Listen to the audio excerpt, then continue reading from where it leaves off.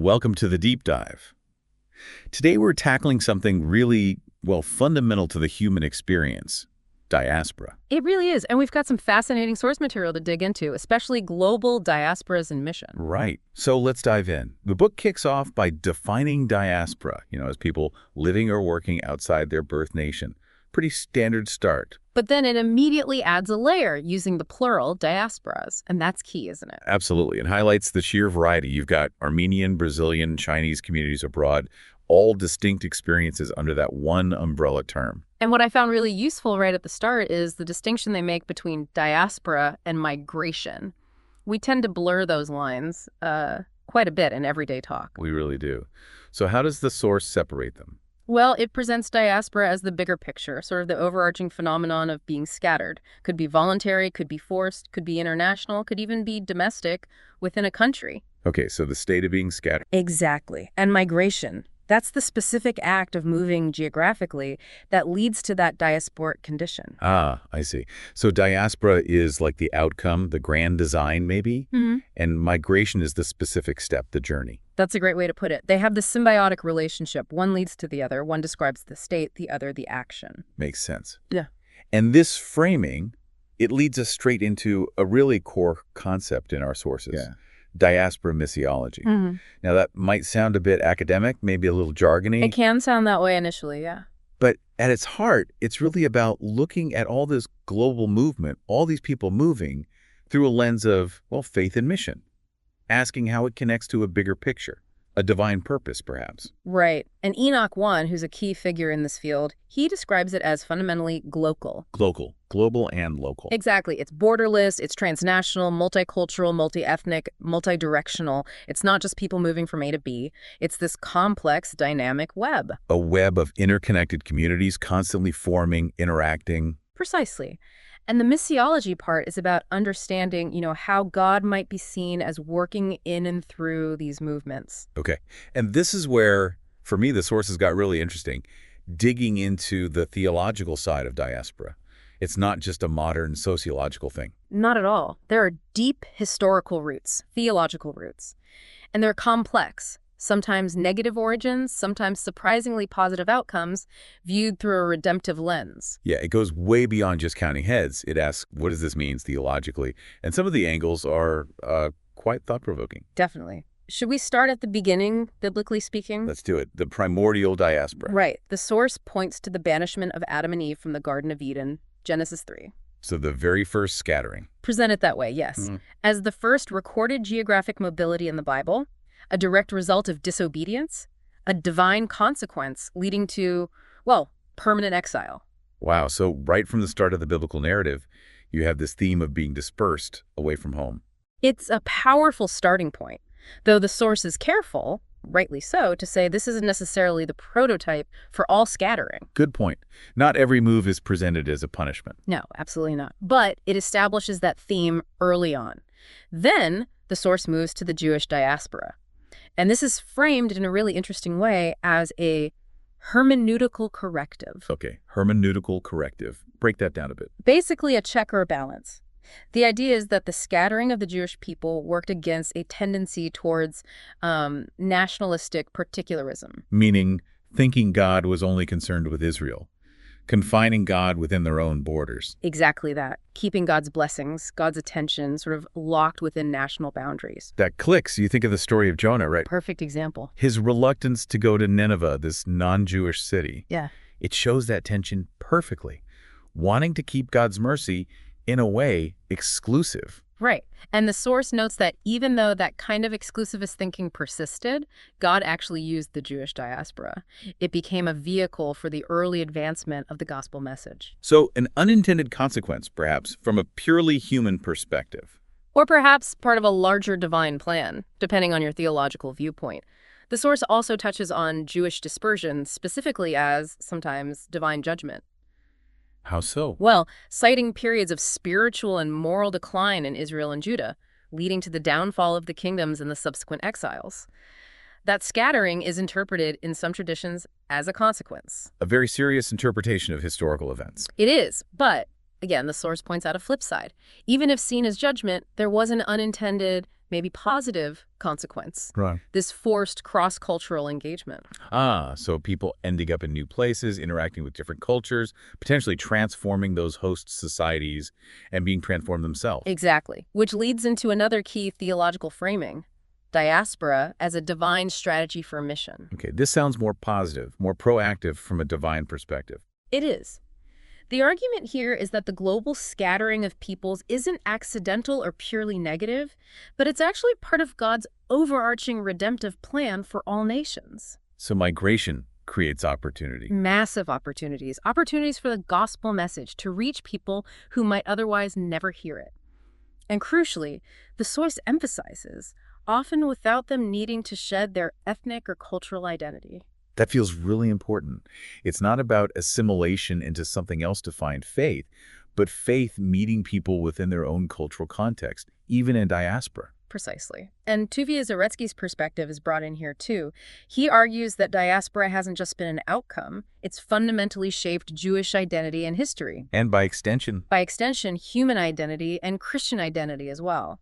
He even points to the incarnation, Christ's purposeful migration, if you will, from heaven to earth as a kind of theological model for understanding diaspora. wow, that's a profound connection. The incarnation itself is a form of diaspora mission. It is, and the source links diaspora to a whole host of other core theological themes. Like what? Things like the work of the Holy Spirit, our human spiritual condition, sin, God-saving actions, the missionary mandate itself having a diasporic orientation, the church's identity, even eschatology, our understanding of end times. So it connects to almost everything fundamental in theology. Pretty much. The takeaway is that global diaspora isn't just a sociological fact. It can be seen as a theological form. It highlights God's mission, God's redemptive work among people on the move, both globally and domestically, too. And there's this sense of divine grace operating within all that movement. That's the underlying idea. It's not just chaos. There's potential for grace and purpose. Okay, so having laid that theological groundwork, the source then dives into the sheer scale of this, so the global trends. Yeah, the numbers are, frankly, staggering. The International Organization for Migration, the IOM, estimates around 1 billion migrants today. 1 billion, that's huge. It is. That breaks down to about 214 million international migrants, people crossing borders, and a massive 740 million internal migrants moving within their own countries. So combined, that's roughly. About 3.1% of the entire world's population. And they project that international migrants alone could hit 405 million by 2050. Wow.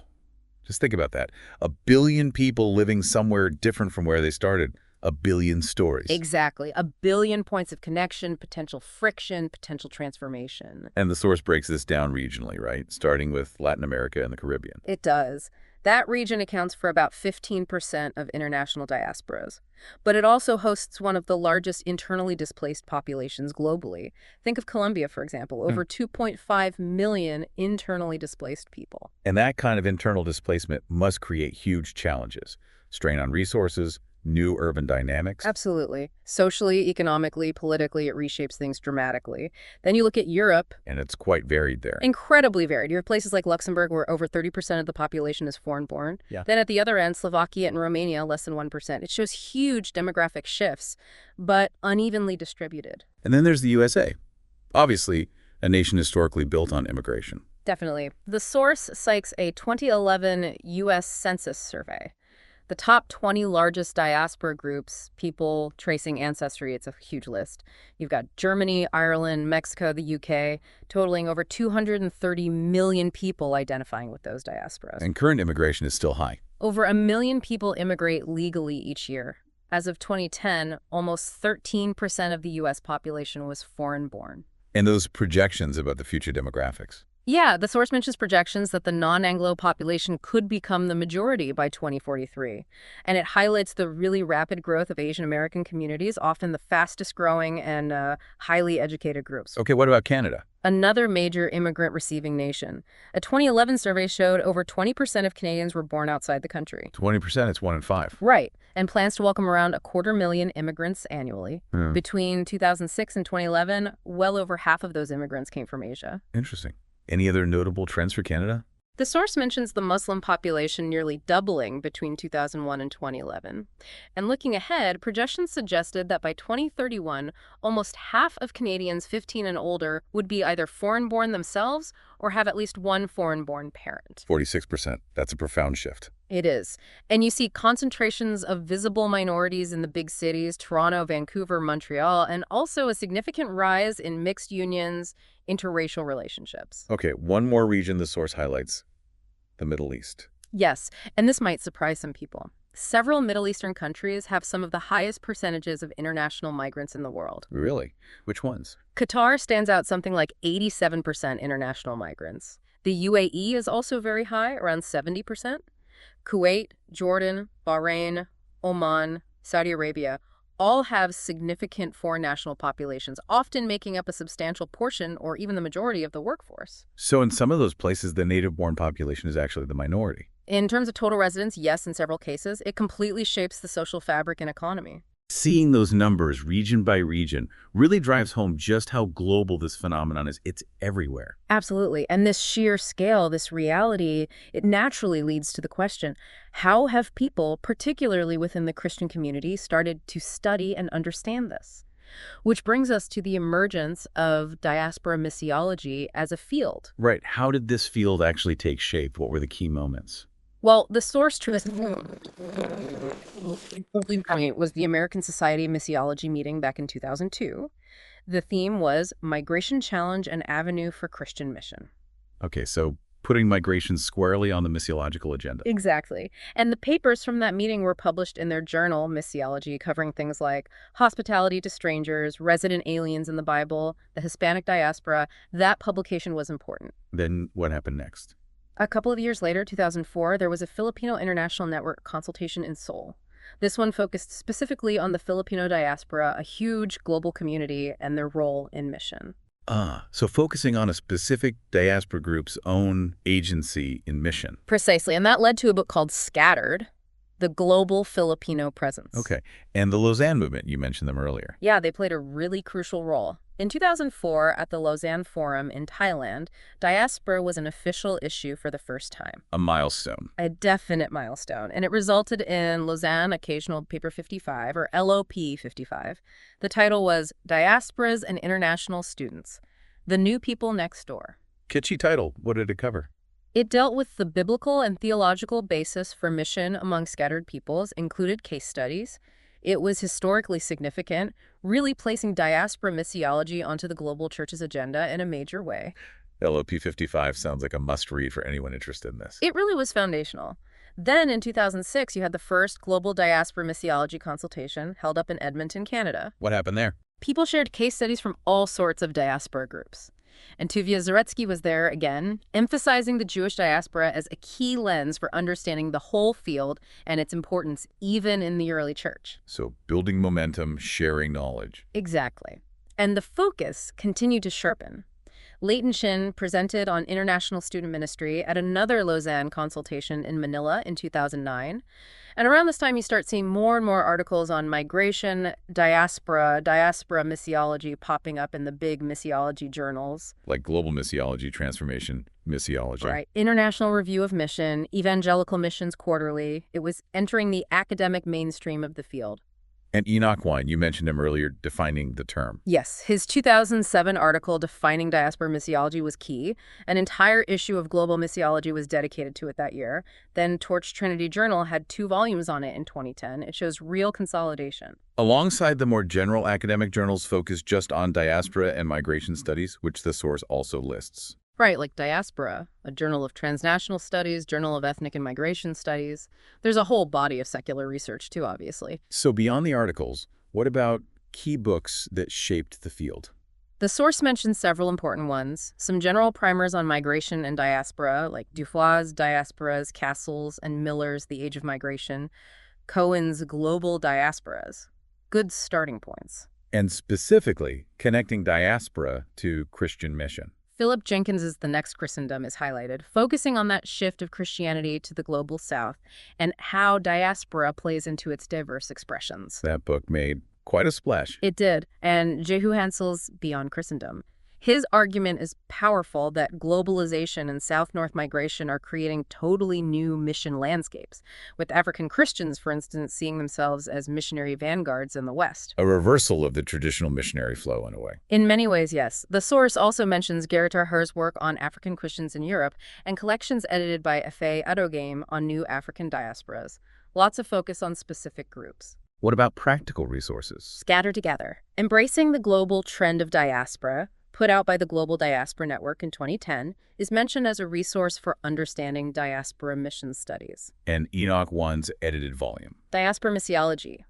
Theory, Methodology, and Practice. That sounds like a core text. An introduction to the discipline itself. Definitely. And there are books on specific ethnic diasporas, too. Yes, the source points to volumes on the Korean diaspora, the Malayali diaspora from Kerala, India, and broader works like 21C, New Nomad Era, and Migrant Mission. So getting very specific. And more recently, books tackling immigration issues, particularly in the U.S. evangelical context. Right. Daniel Carroll's Christians at the Border, Soren's and Huang's Welcoming the Stranger, J.D. Payne's Stranger Next Door. These address the practical and ethical dimensions of encountering immigrants. It also mentions Catholic perspectives. Briefly, yes. Daniel Grudy's work, like Promised Land, A Perilous Journey, and Stephen Bevins, who argues that migrants are actually transforming the church itself through their presence and faith. So a really rich and growing body of literature from various perspectives. Absolutely. And the source kind of wraps up this overview by stressing that global dispersion, this movement of people, it's irreversible. It's the reality now. And the hope is? The hope expressed is that this kind of work, like the book Global Diasporas and Mission itself, will spur the church to engage with this strategically, to see people on the move not just as a challenge, but as recipients of grace, as active participants in mission, as catalysts for spreading the gospel. Believing that these huge population shifts are actually creating new pathways for that message to advance. That's the core conviction underlying much of this work. Okay, so if we were to sort of boil down this whole deep dive, what's the big takeaway? I think it's that the movement of people around the globe, whether they choose it or are forced into it, it's not just a footnote in history or a sociological data point. It has really profound historical roots, complex theological dimensions, and huge implications for mission and the future of faith communities worldwide. What looks like just demographics on the surface is actually deeply tied into bigger questions of purpose, redemption, and connection. Exactly. It offers these unique opportunities for growth, for understanding, for connection across cultures. Which leads us to a really good question for you, our listener, to maybe mull over. Thinking about the sheer scale of global diasporas that we've discussed, how might your own view of community, your sense of connection to others, maybe be broadened? How could considering the experiences, the perspectives, the potential contributions of people who've crossed borders change how you see your own neighborhood, your own world? That's a great question to sit with. It challenges us to look beyond our immediate circles, doesn't it? It really does. And if this conversation has, sparked something for you, we'd really encourage you to explore some of these ideas more. Maybe check out some of the authors or resources we touched on. There's so much more to understand about the complexities and, honestly, the opportunities in our interconnected world. Absolutely. Yeah. Because as global migration continues to shape and reshape societies everywhere, understanding these deeper dimensions, the theological, the missiological, it's going to be increasingly vital, would you say? I think so. For engaging with the world with both wisdom and empathy, it's crucial.